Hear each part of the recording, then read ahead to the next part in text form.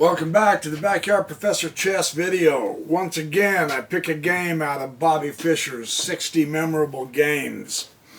This one is where he is playing Vassily Smyslov. It's a 1965 game. This game is so important for a lesson in chess that we don't hear a lot about, but it is one of the principal themes. And again, there's so much to keep in mind when you're playing a game, but this is truly one of the principal themes, and Fischer demonstrates it superbly against one of the absolute giants of the chess world during Fischer's day, Vassily Smyslov. Play every game of chess you can of his. He was a dangerous, I tell you, chess player, for real. What I'm going to do, the way Fischer works this strategy is so masterful that I am going to play through a few of the variations to demonstrate the theme that Fischer recognized early on and never let go of. It's remarkable to see. He's playing the white pieces. Smyslov's playing black. Let's just get on with it. And again, it's a Ruy Lopez.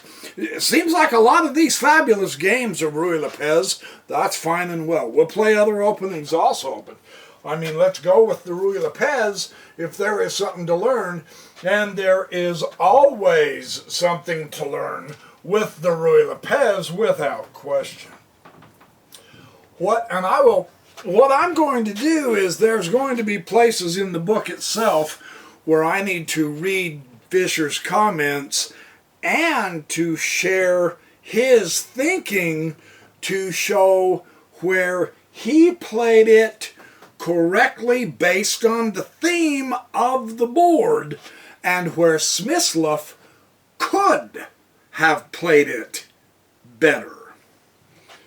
And so this is what makes it such a wonderful, instruction-rich game. Bishop a4, and then he comes up knight f6. We see that often. Here, right here, d3. Now, the psychology here is fantastic. And you go, psychology here, Fischer just pushed the d3 pawn. So what? All it does is supports the center pawn. So what? What psychology is there? Grasshopper! Here we go. Fischer was known.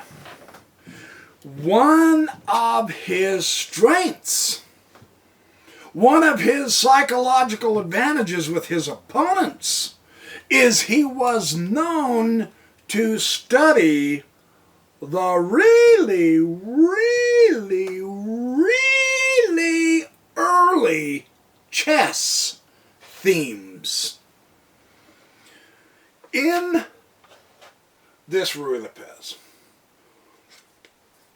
rather than a typical castle, or rather than a bump of the c3, which usually does happen, because you know they're going to push the b pawn to push the bishop back, and you do want to keep the white squared bishop in the Ruy Lopez. I've said that before in other video games, or videos. This is the first time Fischer ever played this in a tournament game, and it was against Smyslov, which, quite frankly, was the proper person to play a psychologically really different opening that, for all intents and purposes, Fischer knew not very many people in his day was studying, because they weren't.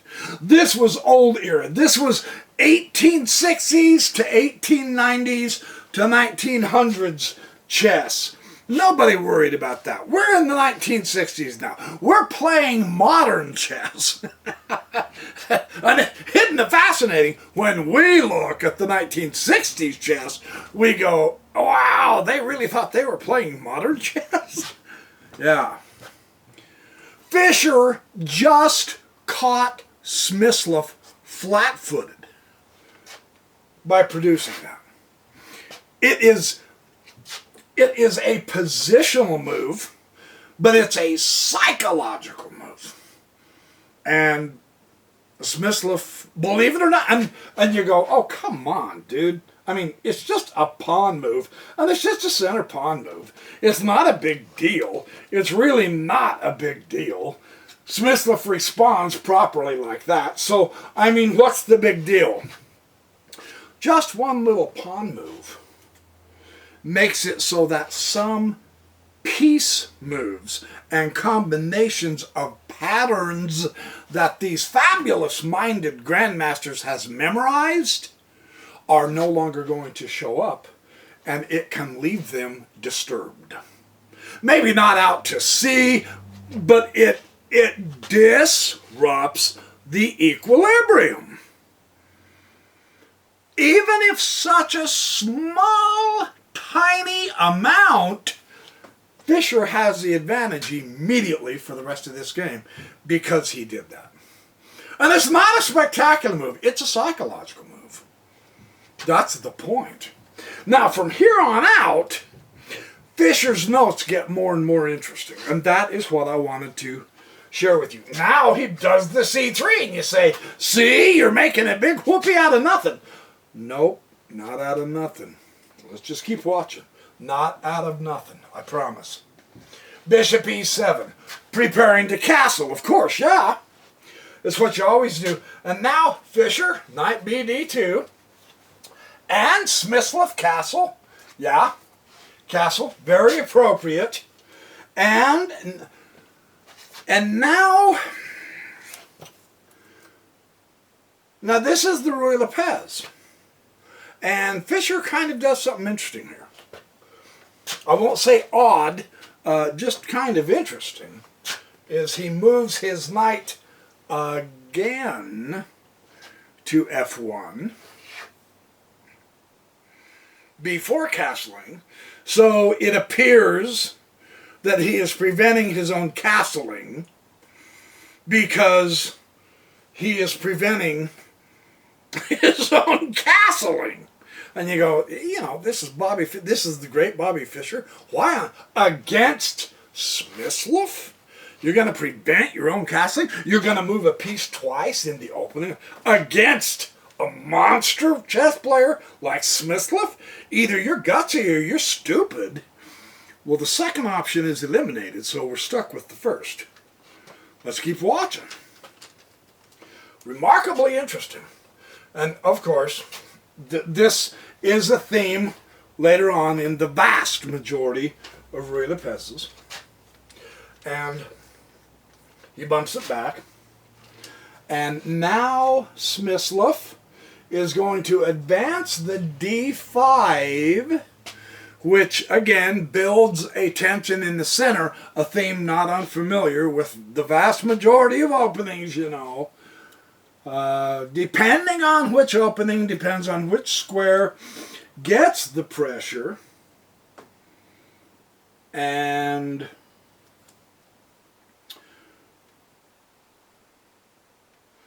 B5, oh, I'm supposed to read this comment in the book.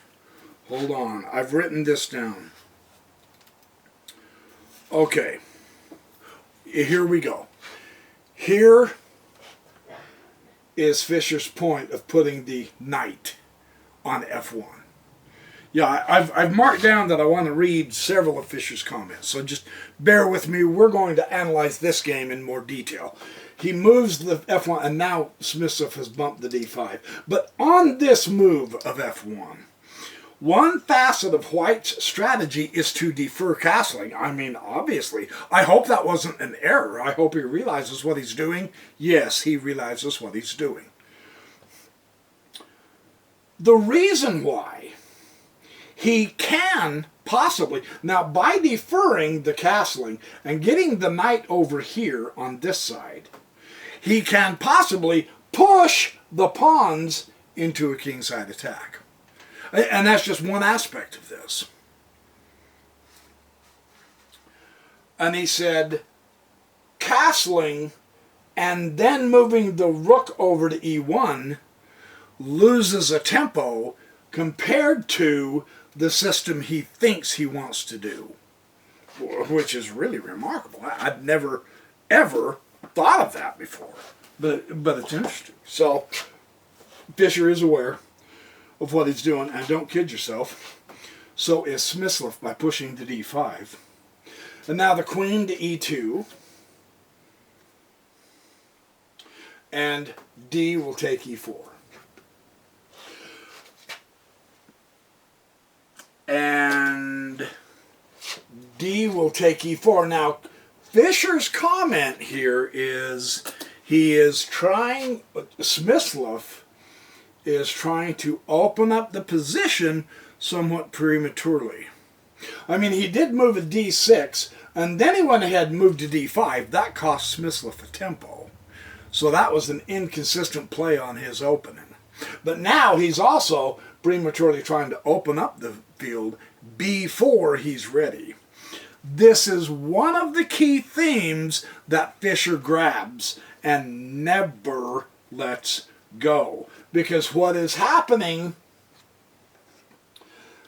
Smyslov is cramped. He's too crowded.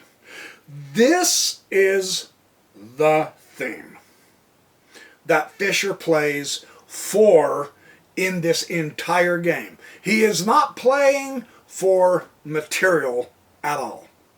He is almost not playing for attack at all. The interesting thing we're going to see happen here is Fischer persuasively, persistently keeping the cramp on Smyslov's position makes it so Fischer doesn't have to do a lot. Black will simply collapse over time. And that is remarkable. When your opponent is cramped, and see, he can't, because of all of the different variations that have occurred in the Ruy Lopez. Now, of course, the Grandmasters will play and study out all the patterns, and they play a lot of times based on those patterns because they've memorized the strengths and weaknesses of whatever patterns they're using.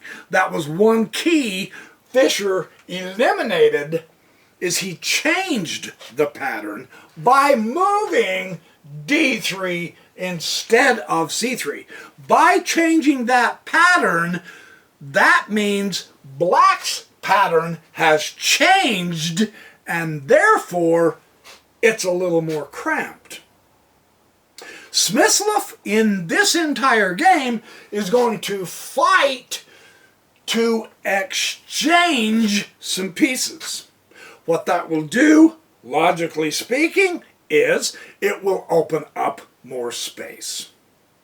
That means automatically Fischer ought to avoid exchanging pieces, and he also ought to attempt to keep his opponent cramped, because natural weaknesses will show up, and that gives Fischer targets to attack.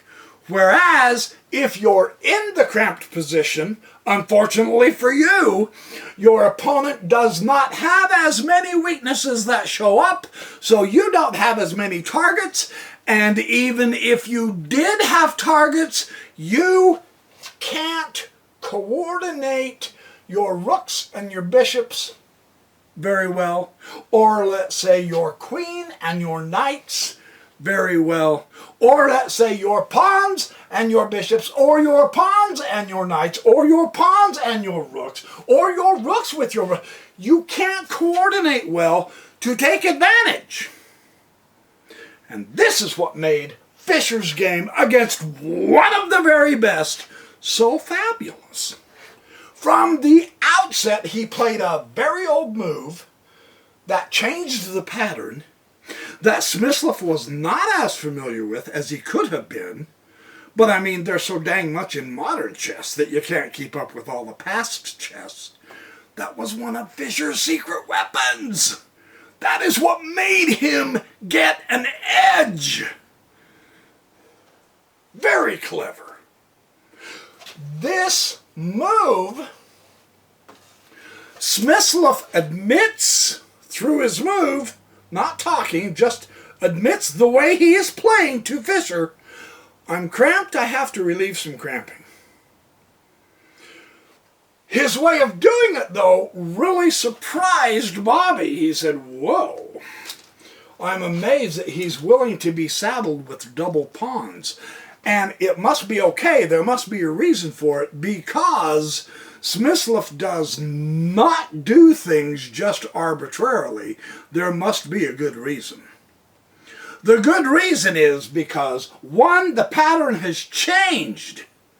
He's not as familiar with it. And two, it's changed against the black pieces. They are cramped. So the cramped player must relieve the logjam. You have to get space. I know, I'm overemphasizing this. This whole game is that thing. So, Fischer says that was really interesting, and I'm willing to exchange. Normally, if your opponent is cramped, you don't want to do a lot of exchanging of pieces or pawns. Keep him cramped, make him suffer. Oh, Silman is huge on this subject. He has chapters of information on when your opponent doesn't have space, squeeze him like a boa constrictor. I mean, that's what world champion Tigran Petrosian was so well known for, man. He was the boa constrictor. He would just slowly enwrap you and crush you to death. That's what Fischer wants to do in this game against one of the greatest Russians. And he does.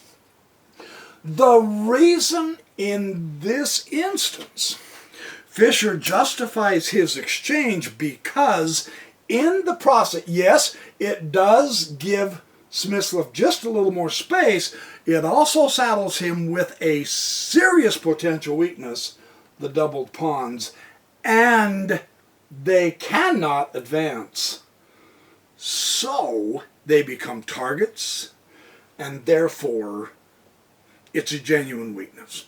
Sometimes if you can make it so that your double pawns, I mean, just because you have a double pawn doesn't mean all of a sudden, oh, weakness, game over, I lost. No. In this instance, though, they really cannot move forward, and so they cramp. Just grasp that. His pieces are not coordinated with his pawns, and his pawns are blockaded, and therefore he's cramped, and he cannot get to Fischer, nor can he defend as well as Fischer can attack. That's the whole theme of this. Fantastically interesting. Really, really interesting. So let me keep going. Boy, you've elaborated enough, cowboy. And now, and Fischer also says, look, I'm well aware that that knight is completely misplaced there. I'm not going to leave him there. What he wants to do here now is, now that he has Smyslov cramped, and there isn't any counterplay. That's the other problem with being cramped. You really don't have a chance to thwart an attack by attacking elsewhere against your opponent.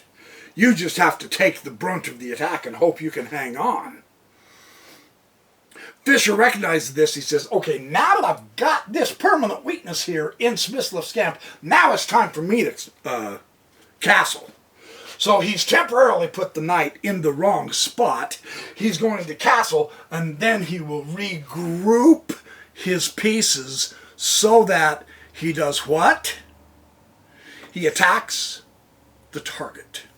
What is the target? The weakness. What is the weakness? Two things. The cramped position and the double pawns. The lead pawn is usually the main target. Both pawns can be the target. But now Smyslov is stuck with defending his weakness in a bad pattern that can't be as coordinated as Fischer's attack can once Fischer redoes his setup. So the development is not nearly as crucial. Nothing's going to be coming through the center just yet. Even though Black's queen has an open file, the queen isn't the piece to have the open file.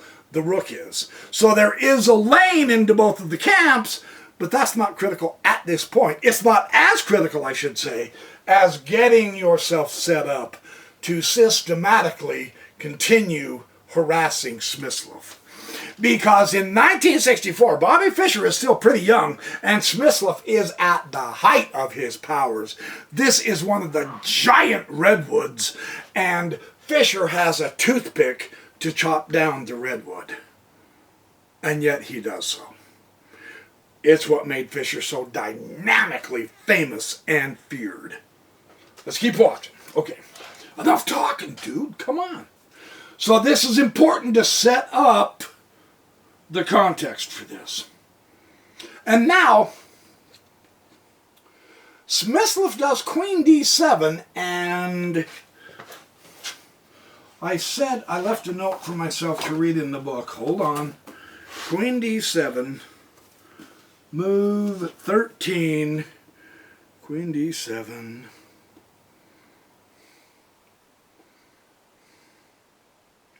Oh, yeah.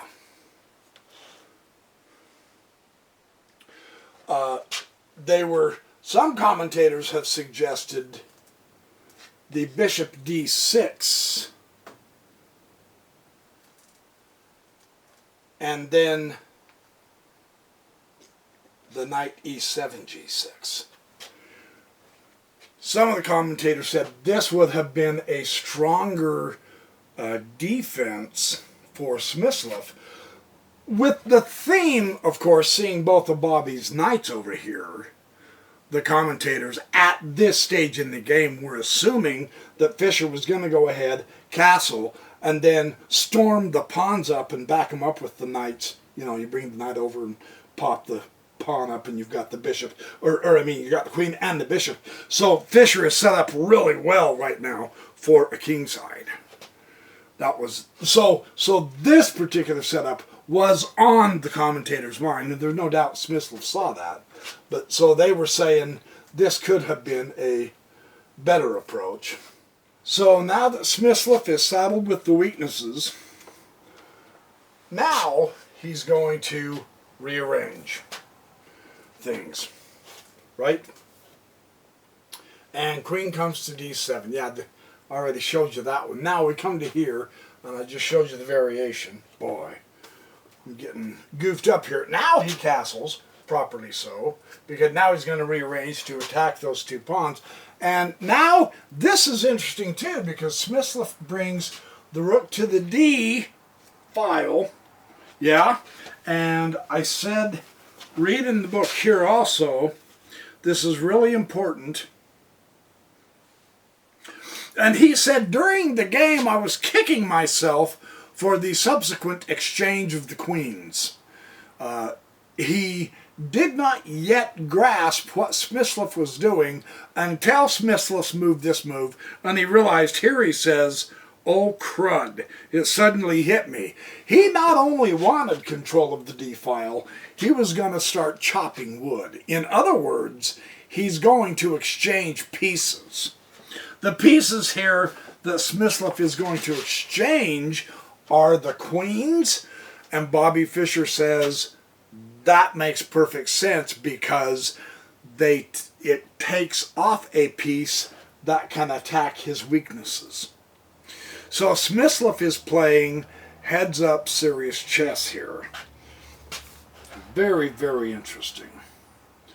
And here Fischer says, okay, there's nothing he can do at this point to avoid the exchange of the queens, and this helps Smyslov because it gives him more space, gives him the chance to coordinate better, and Fischer wants to keep him cramped as much as possible because that is the theme in Fischer's head, is why he pursued this course.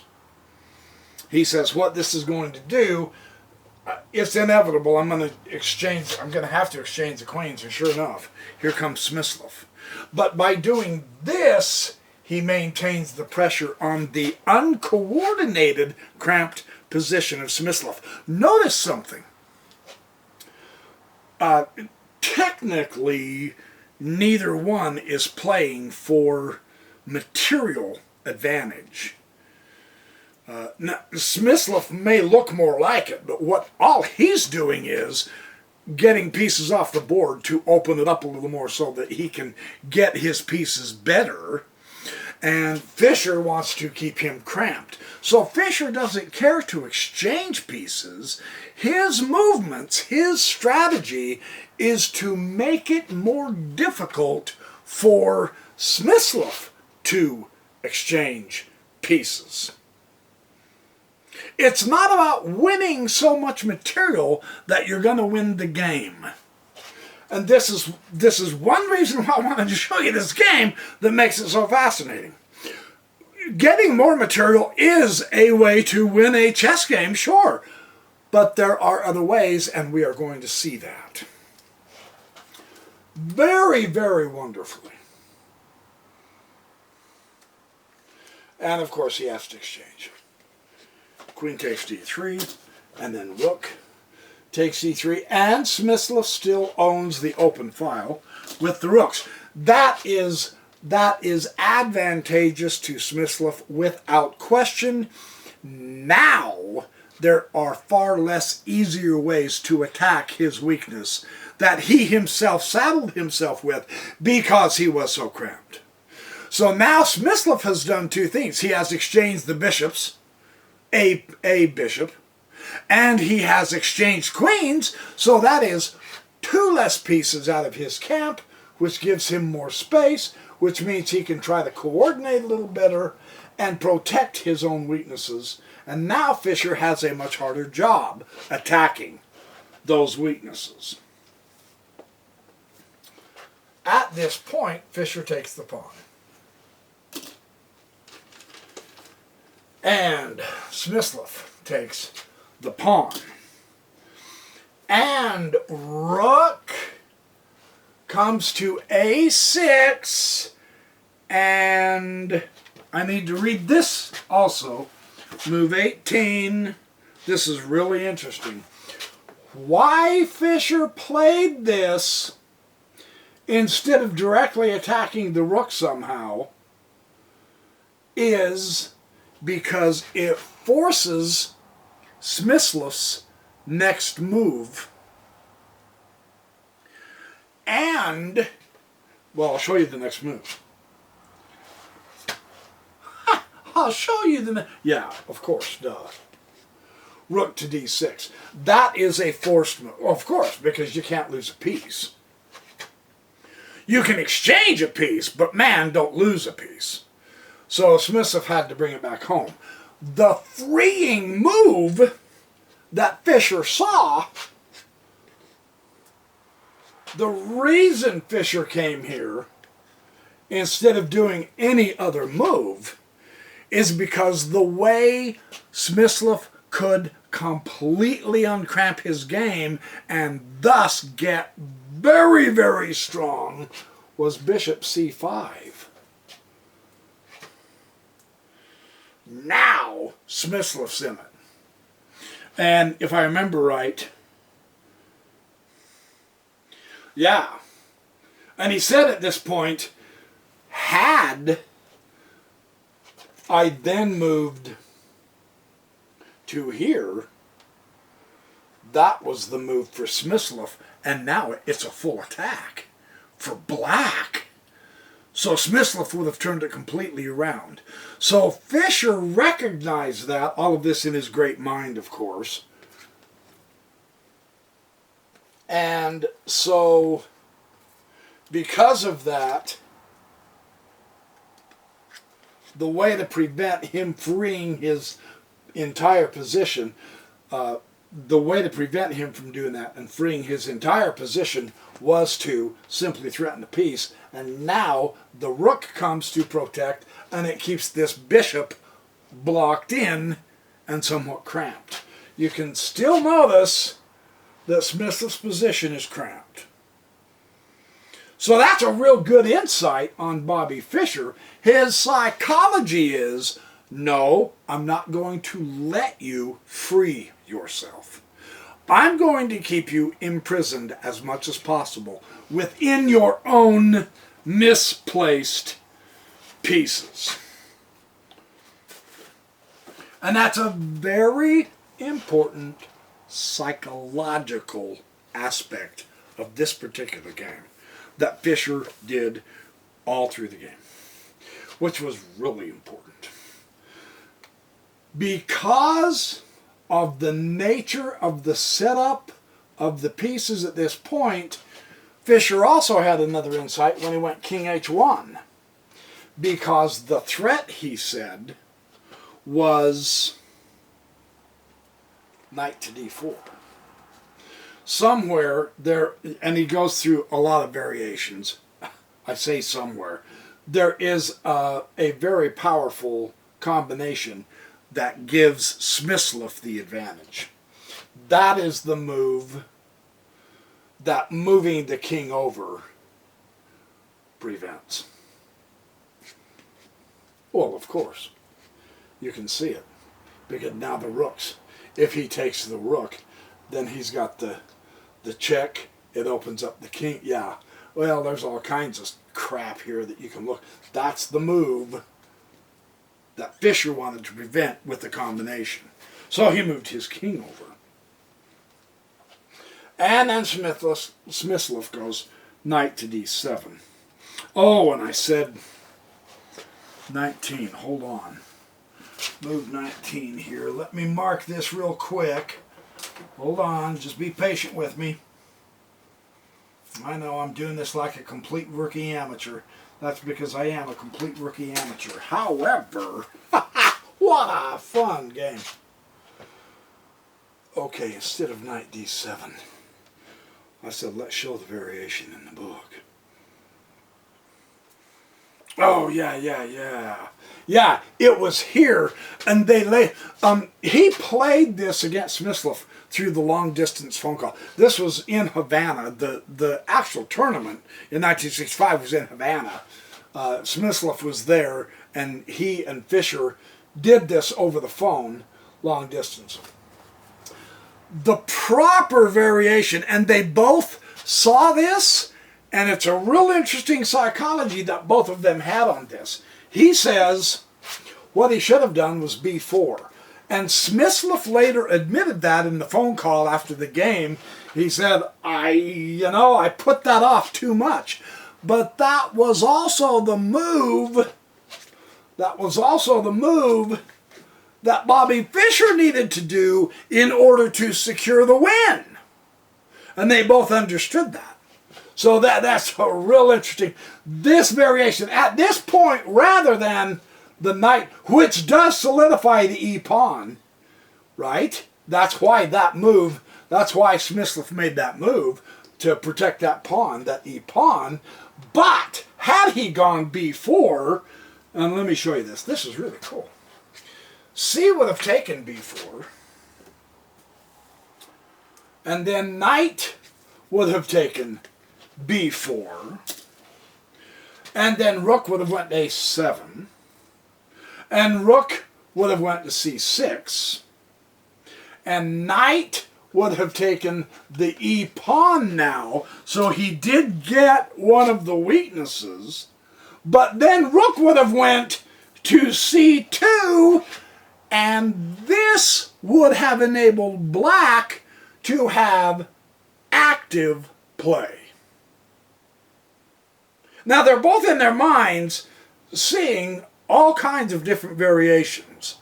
Fischer's approach to this was, with this particular variation, that's why he felt the knight to d7, yeah, it protected the e-pawn, but was that pawn so important as to, it would have still made it so Smyslov did not have active play.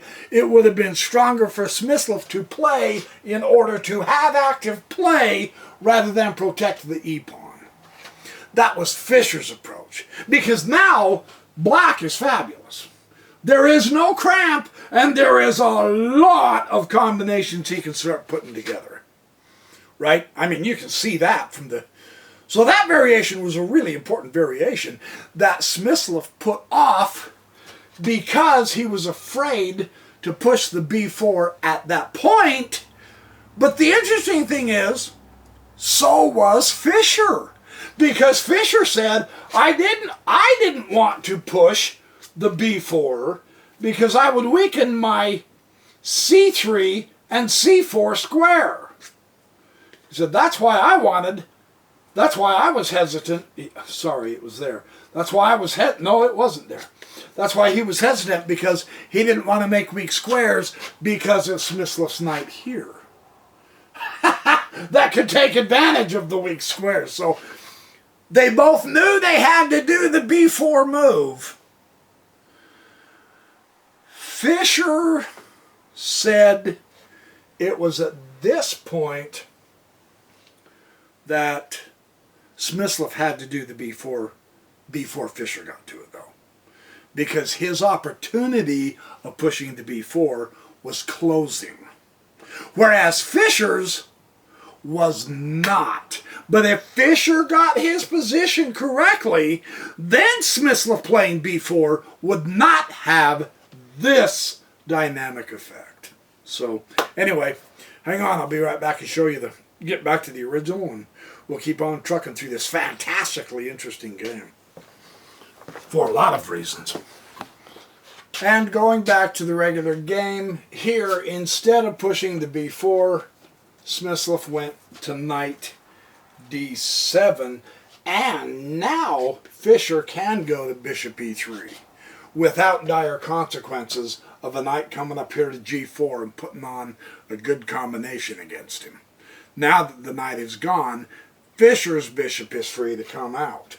Notice it's still, the pieces really aren't coordinated, and they're not, I mean, yeah, if they were better coordinated, Smyslov might have a f3 attack with his rook to break up the kingside pawns of Fischer, but the way it is now, no, it's not going to happen. There's just no way. He just can't get coordinated enough just yet. And that is Fischer's intent. Right? And now, rook d8. And here again, I want to read in the book. Yeah, and here he says, b4 is still playable right now. It really is. Instead, he goes the rook to d8. He wants the d file, which can't be all bad, right? I mean, an open file into Fischer's camp cannot possibly be all bad. It still appears in Fischer's mind that b4 is the better move, though. And he said, neither of us realized at this stage how essential that move was. I didn't want to weaken my c3 and c4 squares by playing b4 to prevent it, and Smyslov did not want to commit himself yet either. And so that's how they were both kind of trying to get as much possible out of the position without making a firm commitment on the queen side. But it was essential that they did that. They only discovered that in retrospect, but they did see it through the game. Yeah, that's what I wanted to make sure you understood. The rook d8, and now Fischer goes h3 and h6, and he says this puts to rest forever the combination that Smyslov had against the king side of Fischer, and so now he was very, very free to go about it, and yet at this point b4 was still the better choice for either one of them, but neither one of them wanted to commit to that just yet. And now we have, well, you know, Smyslov takes the D file, Fischer takes the A. Notice that because Smyslov took the D file, and there wasn't a real solid way for Fischer to wrestle it from him, because remember, he does not want to exchange. He wants to keep pieces on the board to cramp Smyslov. Smyslov would have been thrilled at this point if he had challenged for the D file. See here again. I've said in previous videos, you can't just let your opponent have a file for free. And yet we see Fischer letting his deadly opponent have a file for free. Yes, but he has compensation. He chooses the A file. It avoids exchange. It still keeps Smyslov cramped, and that's advantage Fischer. So see, you gotta keep the context in mind with every rule of chess. That's just the way it is. If Fischer did not have an option of any other file, then he would literally be forced to do some exchanging, which would only benefit Smyslov. But Fischer does have that other option. That's why he gave the D file to Smyslov. That makes sense? It's a really interesting one. So, rook a8, and now, at this point, this really gets interesting. Knight D, make sure I did that right, to b8, and now rook comes to a8, pinning the knight, and of course, rook now comes to d1 check. So now Smyslov has the option of, let's get rid of some more pieces so that I can free my game. That's called freeing the game. When you can get out of a cramped position, you're freeing your game. You'll see it in comments on many different chess games when you play through them. That's really important. Rather than exchange and give him the rook on the 8th rank, of course, he simply bumps up. So Smyslov at this point says, good enough, I will exchange the rook, and exchange the rook. Now see how Smyslov is beginning to get out of his difficulty of a cramped position through exchanges. He's exchanged the bishop. Yes, it gave him a weakness, but it was worth it in his mind. He exchanged the queens so that Fischer has a tougher time attacking that target, and you can see that he has had no attack on Smyslov's weakness. So Smyslov exchanging the queens was a great way to play. And now one more time, Smyslov now sees, hey, I can exchange a rook also. The cramped person exchanges pieces, the other person does not. How is Bobby going to stop Smyslov from freeing up his game? This is getting to the point to where Smyslov can come out like the crouching tiger. What does Fischer do? Let's watch.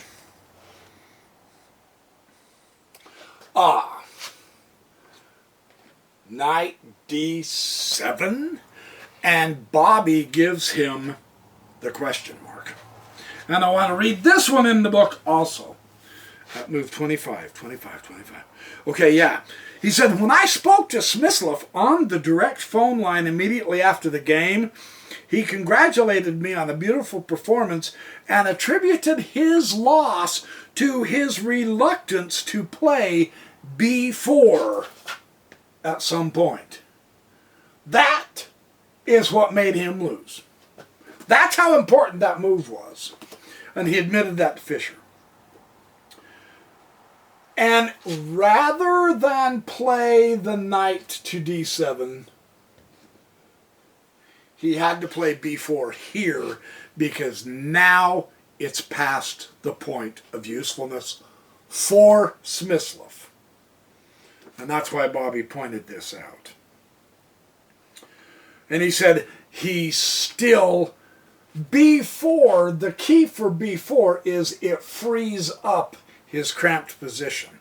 Both of them knew that, but there was still some hesitation because they were both such powerful chess players, and they wanted to really double make sure, and yet they let it pass on, and they just couldn't. So move 25, he did the knight to d7. And now, Fischer recognized, okay, I can keep Smyslov pinned in. Now, I am willing to make those squares weak, because that keeps Smyslov boxed in, which means he won't be able to coordinate or utilize these squares effectively.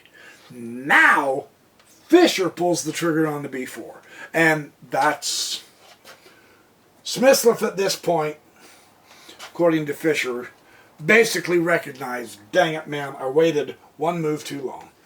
Knight f1. Now here we go with the regrouping so that he can begin to attack those two pawns, the weaknesses.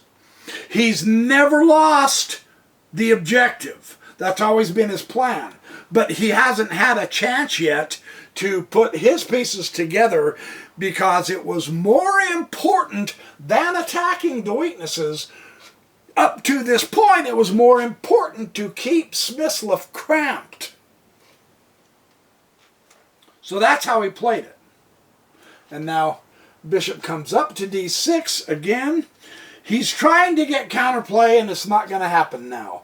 Now he eliminates any problem on his king side for being attacked permanently. Knight comes to f6, and knight 1 to d2, and here comes the attack on the weaknesses of Smyslov. Now rook a6, again, you see the lack of coordination. Smyslov, because of the position, because it's still cramped, he stopped there. He stopped there. So he still is on his side. So he is cramped. He can't coordinate and cover all his pieces, and so that gives Fischer targets.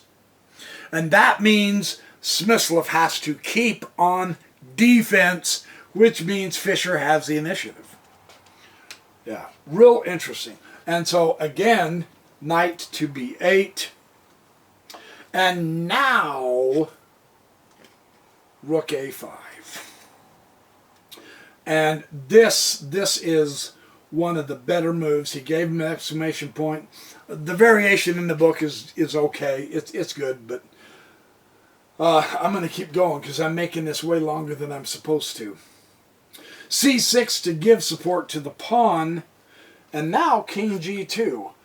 He realizes knight b to d7.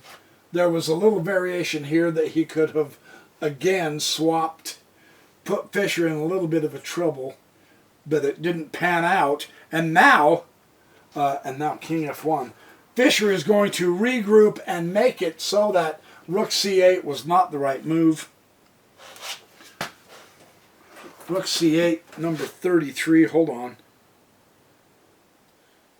Yeah, see, Fischer says, my particular moves, because I moved to here first, and then I moved back and forced him to put the pawn there is because it keeps him cramped.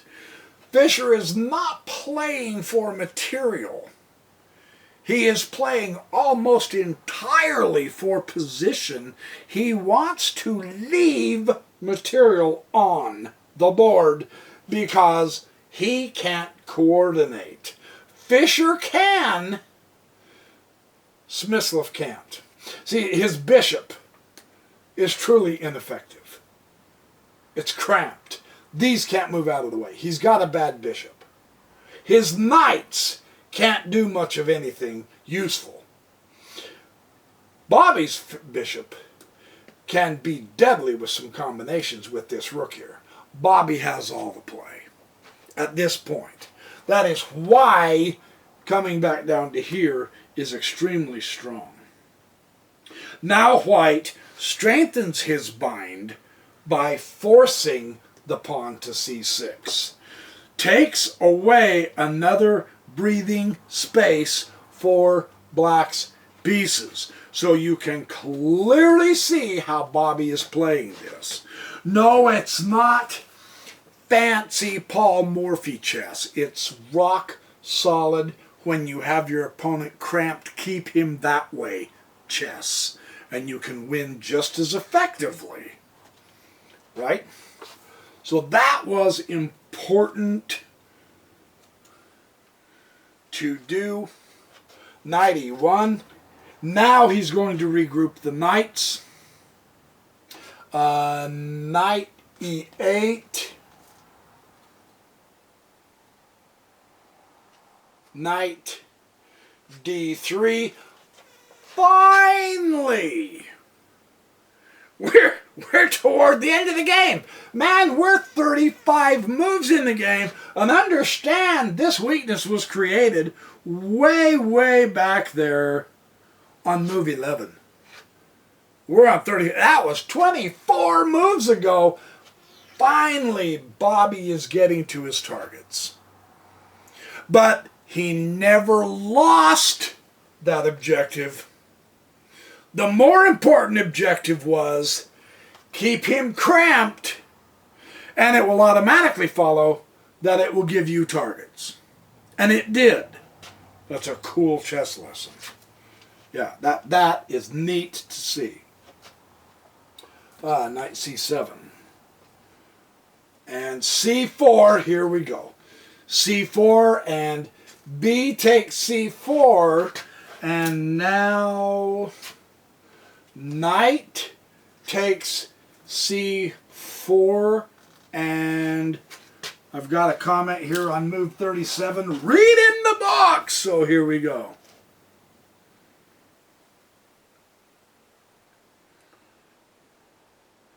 Oh, yeah. Oh. Yeah, if he would have... Yeah, never mind. That's not that big of a point. Never mind. And now knight b5.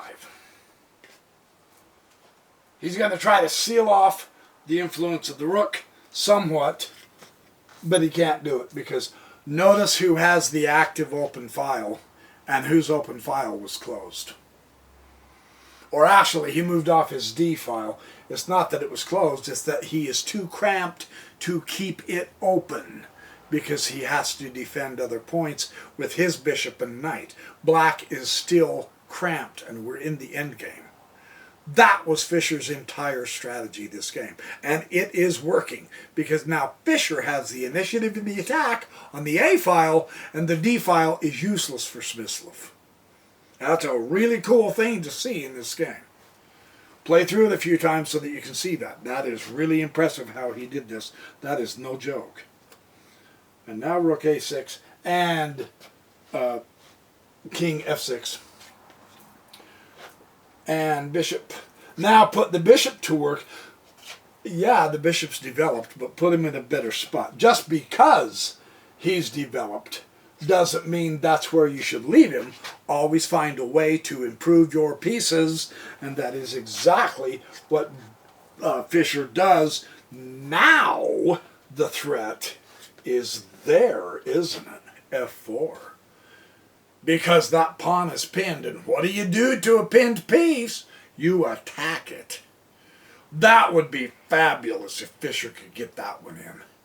Smyslov is too sharp. He sees that. But just so you know, that was worth Bobby making 2 moves just to make that threat. Because again, it's the weakness. The king is around the weakness.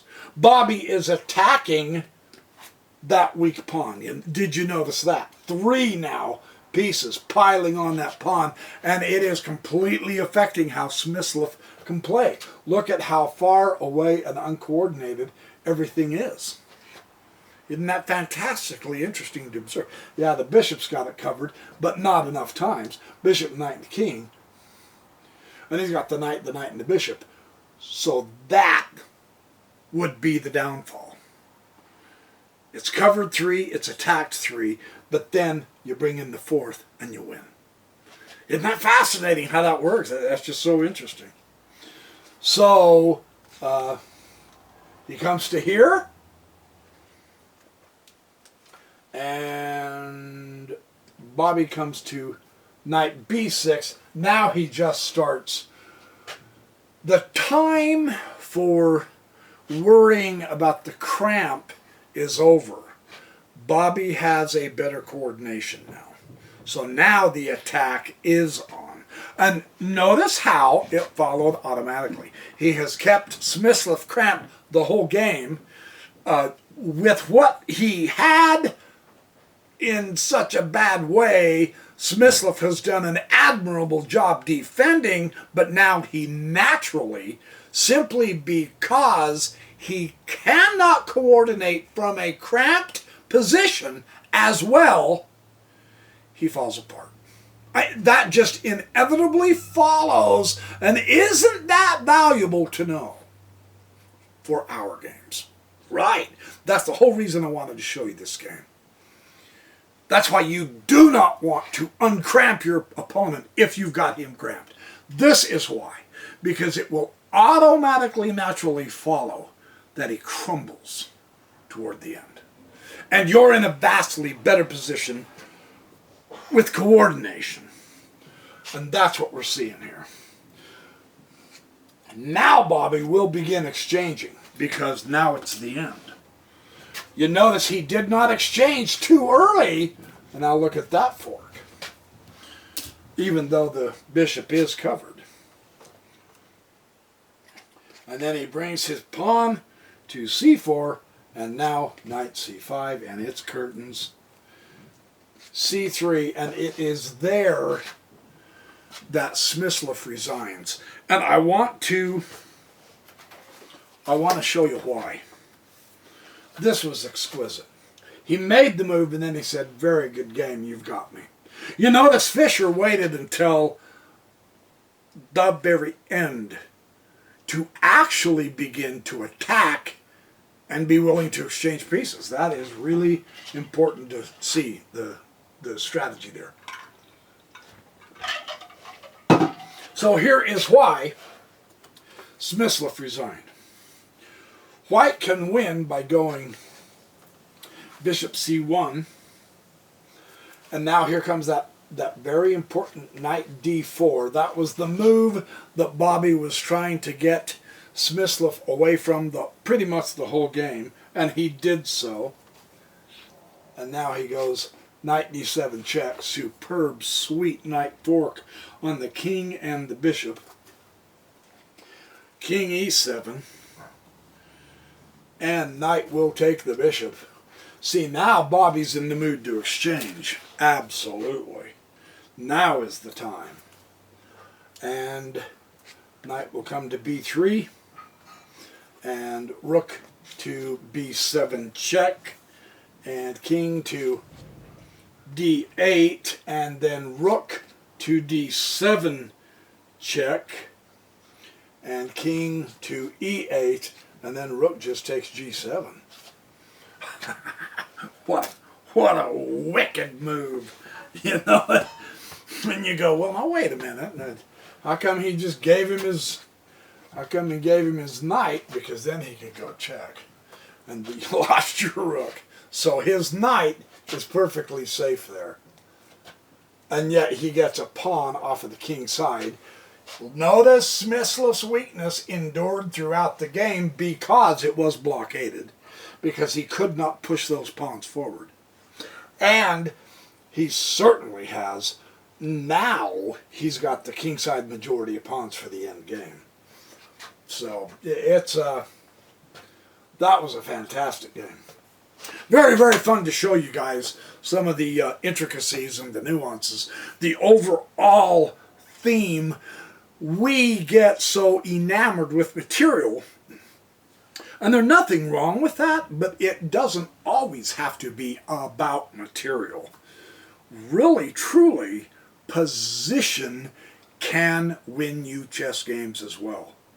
Cramped or otherwise. Know what to do in either case. That's what this game's all about. So, there's your chess video. You guys have a happy Memorial Day. Remember our beloved dead. And you have fun, be safe, do well, work hard. Oh, actually not today. Play hard today. That's what I'm doing. I'm playing chess and sharing videos with my beloved audience. You guys are the greatest. I'm not even kidding. And it's a lot of fun to be back into the groove a little bit. I'm going to try like crazy to keep in this groove now for a while. You know, chess, it just won't let you go. Give it an inch, it'll take your whole arm. So, all right, you guys, hey, be good. And I will see you in the next Backyard Professor Chess video. Definitely.